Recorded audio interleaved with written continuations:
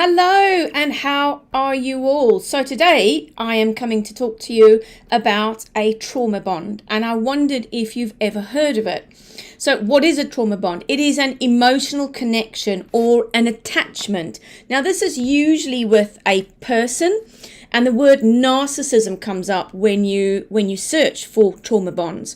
But it's been quite a big hot topic for me over the last couple of weeks. I've had a few clients present with trauma bonds, and I've then gone and learned everything I can about it. Now, a trauma bond is an unhealthy dynamic, generally between two people or between you and a situation or an event.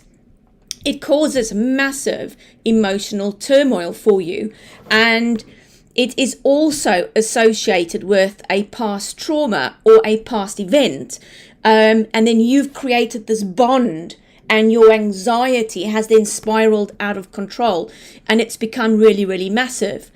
There's lots of talk about how to break this trauma bond and what to do about it. But I think first of all, what I want you to learn today is, do you recognize that perhaps you have a trauma bond? Is it with a friend that is just bad for you? Is it with a past relationship? You know, often people form trauma bonds when they leave their partners because, and then they've got children associated with each other, and that's really quite tricky to deal with. It's almost like a trauma bond, almost like a cycle of abuse. So perhaps you identify that you've got a friend or a loved one or a past relationship, and then they want you, then they don't. Then they want you, then they don't. Then they hook you and bring you in, and then they spit you out. That could be a friendship, it could be a relationship, but it also could be more oddly about a situation or event, and then you are feeding that situation and event by what you tell yourself. So it's almost like a power imbalance in terms of how you think, feel, and react. But when it's with an individual or a person, you can have that too. Now, how do we recover from trauma bonds? And this is quite interesting because, first of all, it's about taking your power back and stopping the control element. And in most cases, it's about having no interaction with that person at all. No conversation, you stop all of that.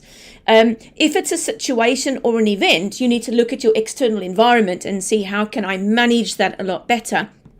Also, a really interesting fact that dopamine levels have a really major effect on your coping abilities for trauma bonding.